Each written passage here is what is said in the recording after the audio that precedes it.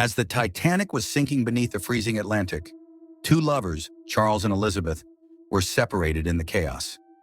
Panic spread across the ship as desperate passengers leaped into the icy water or fought for a spot on the lifeboats, only to die one after another. Elizabeth was one of the few who survived. She managed to climb onto an overturned lifeboat, but she never stopped calling Charles's name. Moments later, she heard his voice. He was still alive, drifting on a broken piece of the ship. But hope didn't last long. The freezing water finally claimed him. Charles slipped beneath the surface, and all Elizabeth saw was his hat slowly floating toward her. As she reached out and picked it up, a corpse suddenly rose from the dark water beneath her and dragged her screaming into the depths. 110 years later, a powerful corporation built a brand new luxury cruise ship called Titanic 3. Its mission was to recreate the original Titanic's legendary voyage. According to the plan, the ship would sail directly over the wreck of the original Titanic. Once it reached the site, everyone on board would observe a moment of silence to honor those who had lost their lives. The maiden voyage attracted celebrities, wealthy investors, journalists, and social media influencers from around the world.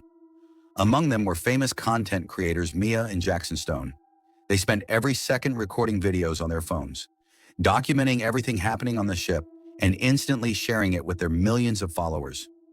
As the passengers enjoyed the excitement of the historic voyage, Captain Celeste Rhodes gathered her crew for one final briefing before departure. She introduced everyone to Brian Andrews, a former Navy SEAL who had been hired to oversee security during the event. The ship's regular security officer, Hector, was also part of the team. With all preparations complete, Captain Rhodes gave the order to set sail.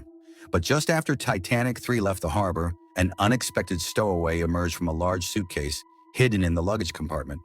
Her name was Adina Bess, the great-granddaughter of the original Titanic's captain, Edward Smith. She hadn't boarded the ship for adventure. She had come for revenge. Adina believed the passengers had disturbed the resting place of those who died aboard the Titanic 110 years ago, and she was determined to make them pay. Her biggest target was Professor Cochrane, the man responsible for recovering priceless artifacts from the Titanic wreck and planning to auction them off to wealthy guests during the cruise. After sneaking out of the luggage area, Adina stole a crew uniform and slipped into the exhibition hall where Professor Cochrane's collection was on display. She wasn't interested in stealing everything. She came for one specific item, the legendary violin that Titanic's musicians had played as the ship went down. The instrument had rested at the bottom of the ocean for over a century before being recovered. Just then, Professor Cochrane caught her touching the display. Assuming she was just another crew member, he angrily shouted at her for handling his priceless collection. Adina warned him that nothing should ever have been taken from the Titanic's graveyard. Some things, she said, were never meant to be disturbed, and removing them could awaken a terrible curse. Ignoring her warning, Cochrane stormed off. In the hallway, he bumped into Mia and Jackson. After another heated argument, he walked away even more irritated, completely unaware that the two jobless influencers actually had millions of followers and were wealthy enough to buy his artifacts. Eager to impress an influential businessman, Cochrane proudly revealed the crown jewel of his collection, a ring that had once belonged to Captain Edward Smith himself. It was his most valuable artifact, and he had no intention of selling it anytime soon. Meanwhile, Adina stood before a portrait of Captain Smith. Determined to awaken the past, she began a dark ritual, calling upon the restless spirits sleeping beneath the ocean, unaware that something truly terrifying was about to answer her call. As evening fell, a lavish party kicked off aboard the ship. Meanwhile, Mia and Jackson slipped down to the lower decks of Titanic 3, hoping to capture something unusual for their viewers. While exploring, they accidentally discovered the mysterious stowaway. To their shock, she was performing a terrifying dark ritual. Jackson quickly started recording as the woman sliced open her own hand without hesitation. She calmly licked the blood from her fingers and began chanting, calling upon an ancient dark force to erase the mistakes of the past. The moment the ritual was completed, the entire ship reacted. The lights flickered violently, the deck trembled beneath everyone's feet, and an eerie vibration echoed through the liner. Before Mia and Jackson could process what was happening, one of their fans, a young woman named Nancy, found them below deck. Just then, another wave of supernatural energy surged through the ship, instantly shutting down the phones they had been using to film. With no other choice, the three hurried back upstairs, where they once again crossed paths with Professor Cochrane. Their argument quickly reignited. Things got even more heated when Cochrane shamelessly flirted with Mia. Jackson lost his temper and nearly threw a punch, but since he wasn't exactly built for fighting, the confrontation ended without anyone getting hurt, and both sides walked away. Soon, Titanic 3 arrived above the exact location where the original Titanic had sunk. A ship-wide moment of silence was announced to honor the victims. But at that exact moment, the woman completed her ritual. Suddenly, the ghost of her great-grandfather appeared before her. He slowly raised his head, and within seconds, countless restless spirits awakened alongside him. That's when the real nightmare began. Out on the deck, Mia and Jackson suddenly heard the haunting sound of a violin. They turned around and saw the ghostly musician calmly playing as if nothing had happened. Mesmerized by the beautiful melody, Mia smiled and decided to share a dance with Jackson. But the peaceful moment didn't last.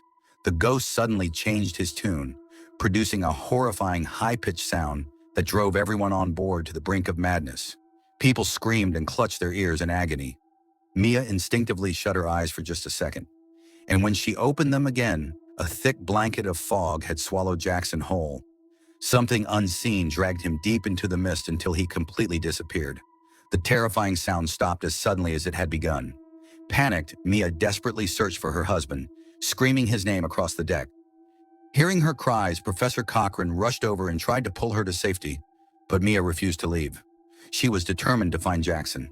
Then the ghostly violinist appeared once again. This time, he played what would become the final melody of Mia's life. At the same time, Titanic 3's navigation systems began failing one after another.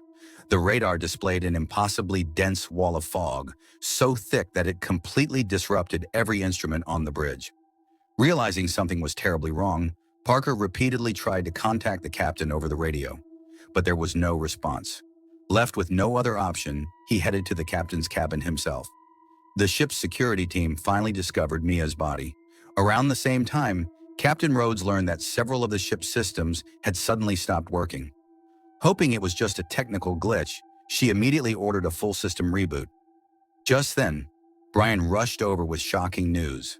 A female blogger had been found dead on the deck. After inspecting the body, Rhodes ordered her phone and camera to be unlocked so they could review the footage she had recorded before her death. But the nightmare wasn't limited to the deck. Deep inside the engine room, an engineer was simply doing his job when a terrifying ghost appeared out of nowhere. Before he could react, the spirit brutally killed him by smashing his head with a heavy pipe valve.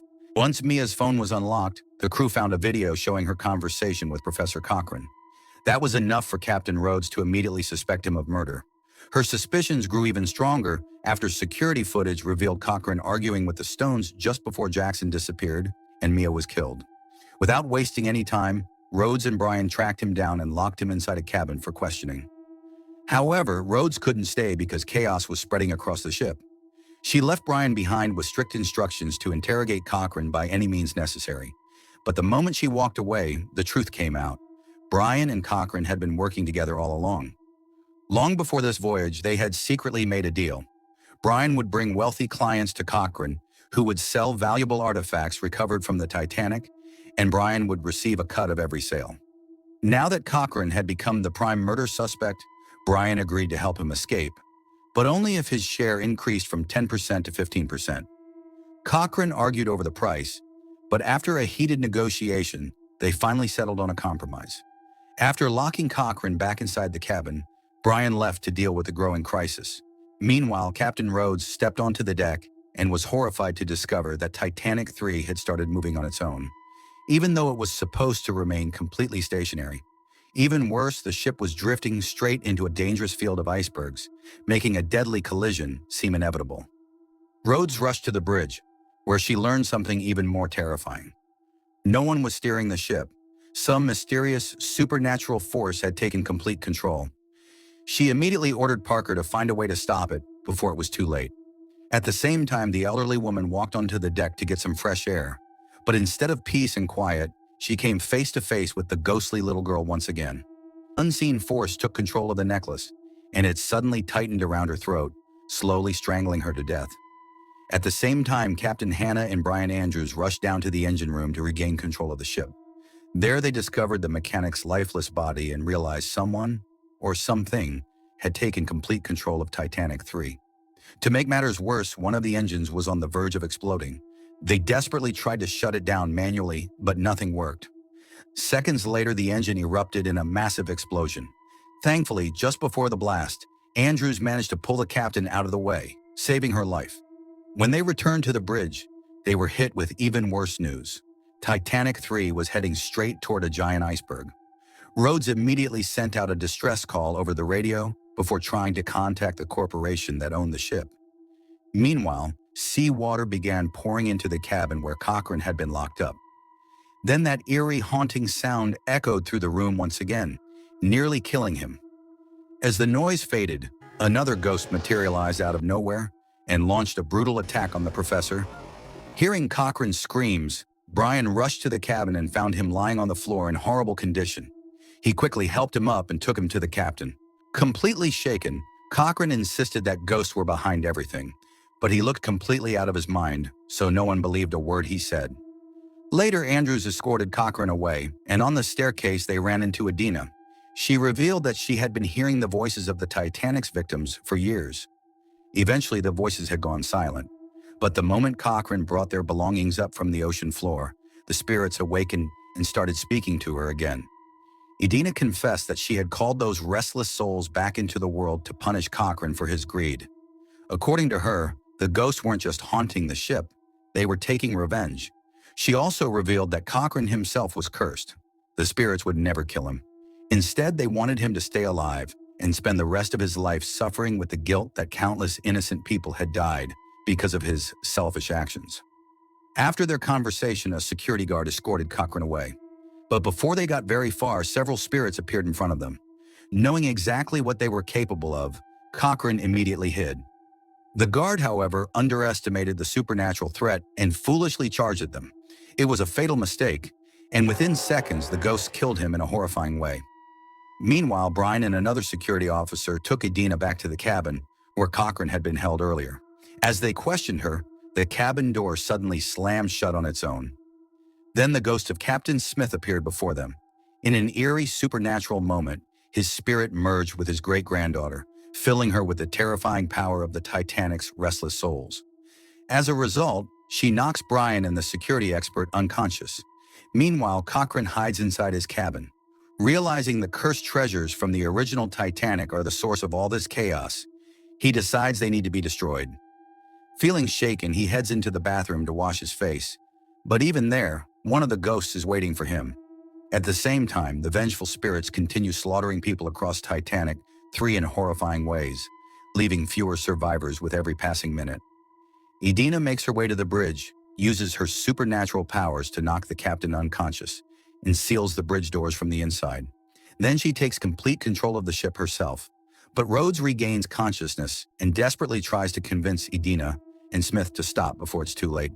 She begs Adina to come to her senses, reminding her that she's the only one capable of stopping Smith. Adina understands exactly what Rhodes means. With a twisted smile on her face, she chooses to end her own life. The captain instantly realizes there's no longer any way to save Titanic 3. Moments later, the massive liner crashes into an iceberg and begins sinking. Chaos erupts as passengers rush toward the lifeboats. Rhodes sends out a distress call, only to learn that the nearest rescue ship is still 2 hours away. Cochrane rushes onto the bridge and finally confesses the truth. He admits that everything happening is his fault and says there's only one way to stop the curse. Every artifact stolen from the original Titanic must be returned to the ocean floor. He believes doing so will calm the restless spirits and prevent even more tragedy. But the captain refuses to believe any of his supernatural theories. Her only priority is saving as many lives as possible. She orders Cochrane to get to the deck immediately and help passengers board the lifeboats. Panic spreads throughout the ship as terrified people run in every direction, only to come face to face with ghosts around every corner. Even worse, the number of spirits keeps growing. Every victim who dies rises again as another vengeful ghost. Meanwhile, Brian is still obsessed with getting rich. He stuffs his pockets with expensive jewels, convinced he'll escape with a fortune. But Mia's ghost suddenly appears in front of him. She forces Andrews to raise a gun to his own head, and before he can resist, the trigger is pulled. After dying, he too returns as a vengeful spirit and joins the massacre. After Titanic 3 finally disappears beneath the ocean, Cochrane and Rhodes end up together in the same lifeboat. Overwhelmed with guilt, Cochrane realizes the horrifying consequences of his greed. He deeply regrets trying to profit from a tragedy that claimed thousands of innocent lives. Unable to live with himself, he takes his own life. But death doesn't free him. Seconds later, he returns as a ghost and launches one final attack on the captain. And with that chilling final twist, the movie comes to an end.